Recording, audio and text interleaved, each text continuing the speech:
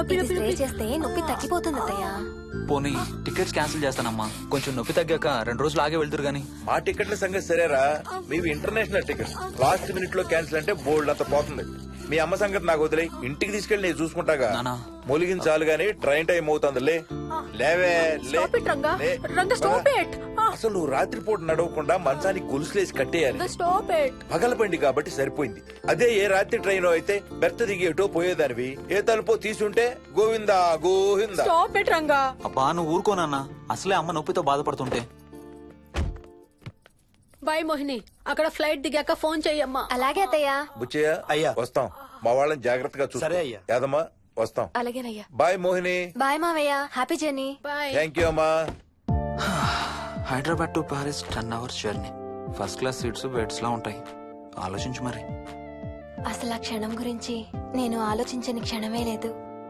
ఆ బెడ్స్ లాంటి సీట్స్ మీద నువ్వు, నేను, అబ్బా తలుచుకుంటే నా ఒళ్ళంతా వేడెక్కిపోతుంది. ఏంటంటే మ్మ్. కావాలంటే ఒక్కసారి టచ్ చేసి చూడు. ఏ ఇప్పుడా? మ్మ్. ఇప్పుడే. టచ్ తో ఆగలేనేమో. అయితే మానే.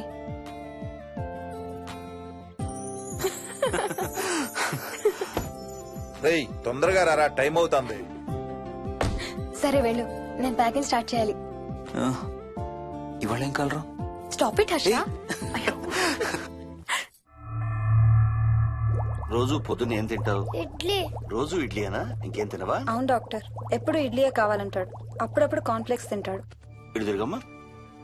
రోజు పాలు తాగుతావా? పాలంటే నాకు ఇష్టం లేదు. పెరుగన్నా తింటావా? పెరుగు కూడా నాకు ఇష్టం లేదు. అయితే ఏమిష్టం నీకు? చాక్లెట్స్. ఆ, ఇదిగో తీసుకో. ఇంకోటి ఇస్తారా అంకుల్? మా తాతయ్య కూడా ఇవ్వాలి. అవునవును మర్చిపోయాను. ఇదిగో. Thank you. ఇంతకీ మీ తాతయ్య ఎక్కడున్నారు? బయటే కూర్చున్నారు. సరే అయితే వెళ్ళి మీ తాతయ్యతో ఆడుకో. Sir thank you.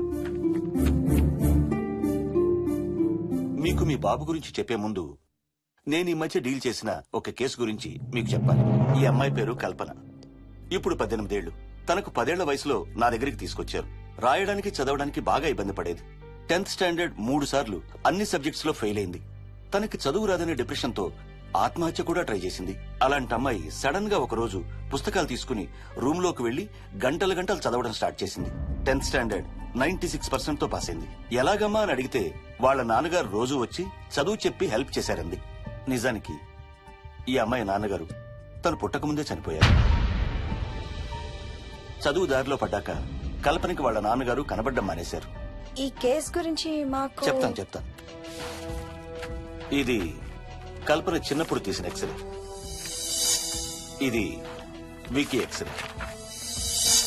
ఈ రెండిట్లోనూ ఈ చిన్న బ్లాక్ స్పాట్ చూసారా? దీన్ని యాంటీరియర్ ఫాంటనల్ అంటారు. పుట్టుకతో చిన్నపిల్లలందరికీ తల మీద ఉండే మెతక భాగం 2 ఏళ్లకి 98% దాకా క్లోజ్ అయి ఒక 6 ఏళ్లకి కంప్లీట్ గా గట్టిపడిపోతుంది. కానీ విక్కీకి 7 ఏళ్లు వచ్చినా ఇది ఇంకా క్లోజ్ అవ్వలేదు. వేల సంవత్సరాలుగా హిందువులు, బౌద్ధులు ఈ మెతక భాగం కింద సహస్రార చక్రం ఉంటుందని నమ్ముతారు. బాడీలో ఉండే అన్ని చక్రాలలో మానసిక ఎదుగుదలకు కావలసిన అతి ముఖ్యమైన చక్రం. ఈ చక్రాన్ని ఒక స్పిరిచువల్ గేట్వే అని కూడా అంటారు. మెడికల్ సైన్స్ కూడా దీన్ని యాక్సెప్ట్ చేసింది. సైన్స్ చెప్పేదాన్ని, వేదాంతం చెప్పేదాన్ని కలిపి సింపుల్ గా చెప్పాలంటే పసిపిల్లలకు కొంత ఏజ్ వచ్చే వరకు మనకు కనబడని, అంతుపట్టని ఆత్మల ప్రపంచంతో ఒక ఆధ్యాత్మిక, అదే ఒక స్పిరిచువల్ కనెక్షన్ ఉంటుంది. అంటే వాళ్ళకి ఆత్మలు కనపడతాయా? వాళ్ళకి ఆత్మలు కనబడొచ్చు, వాళ్ళు ఆత్మలతో మాట్లాడొచ్చు, ఆత్మలు చెప్పే వినొచ్చు. కల్పనకి ఎప్పుడైతే గట్టిపడిందో తనకి వాళ్ళ నాన్నగారు కనబడ్డం మానేశారు. విక్కీ విషయంలో కూడా అలాగే జరగచ్చు అనుకుంటున్నాను. వావ్, ఏంటి నమ్మలేకపోతున్నారా? సబ్జెక్ట్ చాలా హెవీగా ఉంది. Sorry, no offence. కొంచెం నమ్మలేనట్టుగానే ఉంది sir.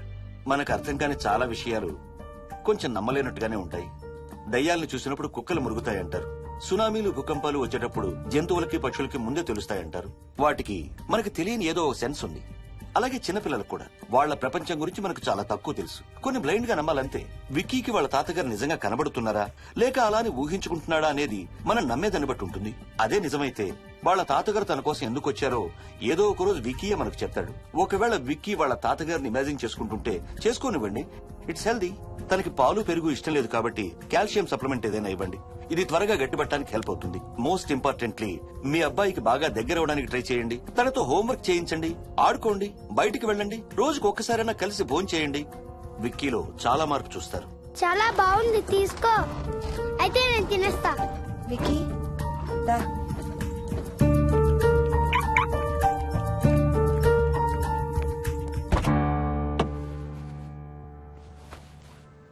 Wiki listen to me carefully. ఇక నుంచి అన్ని ఆటలు మన ఇద్దరమే ఆడుకుందాం. నీకెప్పుడు ఆడుకోవాలనిపించినా నన్ను పిలు, నేనొచ్చి నీతో ఆడతాను. తాతతో గాని రాజుతో గాని ఆడుకోవటం మానేయాలి, అర్థమైందా? తాత అంటే నాకు చాలా ఇష్టం డాడీ. తాత చచ్చిపోయాడు, ఈ లోకంలో లేడు. నువ్వు పుట్టక ముందే చచ్చిపోయాడు, అర్థమైందా?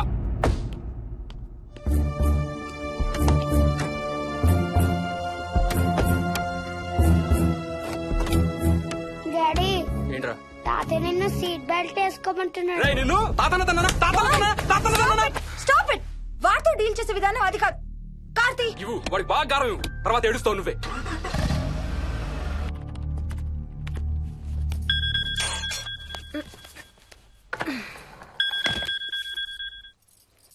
హలో, హాయ్ బేబ్స్, ఏంటి ఏం చేస్తున్నావు?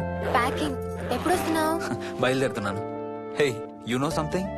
కాసేపట్లో మన ఇద్దరం మైల్ హై క్లబ్ లో మెంబర్స్ అవబోతున్నాం. మైల్ హై క్లబ్బా? ఏంటది? మన ఫస్ట్ నైట్ భూమికి 10 కిలోమీటర్ల పైన ఒక ఫ్లైట్ ఫస్ట్ క్లాస్ క్యాబిన్ లో జరగబోతుంది.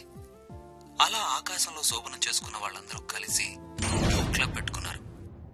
సో మనకు కూడా ఆ క్లబ్ లో మెంబర్షిప్ వస్తుంది. నాకేం అక్కర్లేదులే ఆ క్లబ్ లో మెంబర్షిప్. కానీ నాకు కావాలి. అసలు ఎంతమందికి వస్తుంది చెప్పు ఇలాంటి ఆపర్చునిటీ?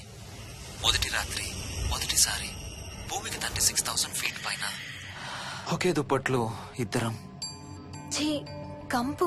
హే, దుప్పటా నేనా? అది కాదు, ఇంట్లో మళ్ళీ ఆ మందు కంపు వస్తుంది. అసలు మా ఎవరికి రాని కంపు నీకెలా వస్తుంది? ఓహో, మర్చిపోయాను, నీ చాలా సెన్సిటివ్ ముక్కు కదా. చాలే ఆపు, తొందరగా బయలుదేరు. రే హర్ష, ఆ, ఎన్నింటికి రా ఫ్లైట్? నైట్ 11:30కి రా. Honeymoon in Paris, you lucky bugger. All the best. Thank you రా. ఆల్ ది బెస్ట్ రా. రే థ్యాంక్స్ రా. రే డౌట్లు ఏమైనా వస్తే ఫోన్ చెయ్యి. ఏం డౌట్లు? హర్ష హర్ష, సార్, కొంప మునిగింది.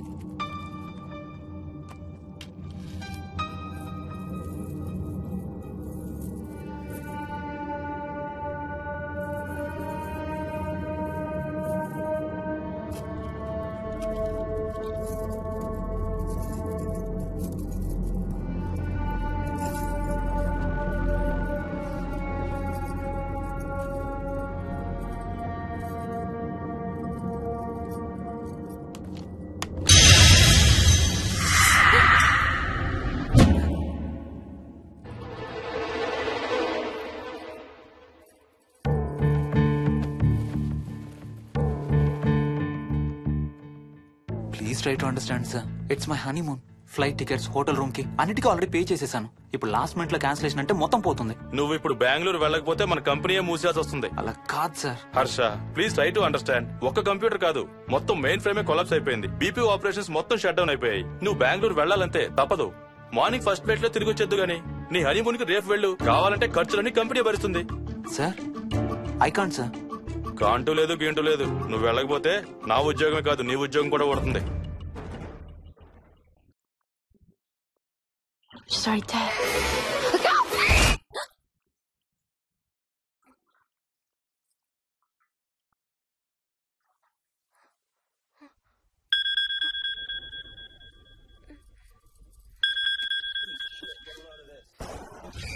హాయ్. ఏంటి అరుపులు కేకలు? సినిమా చూస్తున్నాను. మళ్ళీ ఇంకో హారర్ సినిమానా? ఏంటి ఇంకా రాలేదు? బ్యాడ్ న్యూస్, మనం ఇవాళ నైట్ వెళ్ళడం లేదు. వాట్? ఏమైంది? బెంగళూరులో సర్వర్స్ అన్ని డౌన్ అట. సో నన్ను అర్జెంట్ గా అక్కడికి వెళ్ళమంటున్నారు. ఎప్పుడు? ఇంకో 2 hours లో ఫ్లైట్ ఉంది. ఇంటికి వచ్చే టైం కూడా లేదు. ఎప్పుడు వస్తావు? మార్నింగ్ ఫ్లైట్ లో వచ్చేస్తాను. మరి మన టికెట్స్? రీషెడ్యూల్ చేస్తాను. రేపు ప్యారిస్ కి ఫ్లైట్ లేదు, ఎల్లుండి ఉంది. అబ్బా, ఆ మైల్ హై క్లబ్ లో ఈ రాత్రికి మెంబర్ అయిపోవచ్చని ఎంత ఎక్స్పెక్ట్ చేశానో తెలుసా? హే, డోంట్ వరీ స్వీటీ. ఏముంది, ఎల్లుండి నైట్ మెంబర్స్ అవుదాం. ఇవాళ నీ కోసం నీ ఫేవరెట్ కలర్ బ్లాక్ వేసుకున్నాను తెలుసా? ఏ, అసలే చిరాగ్గా ఉన్నాను ఇంకా ఉడికించు. Okay baby, I have to go. Sorry, ఒక్కదాన్ని వదిలేసి వెళ్తున్నాను. తొందరగా వచ్చే. నువ్వు మార్నింగ్ లేచేసరికి వచ్చేస్తాను. Okay, love you. Love you, bye.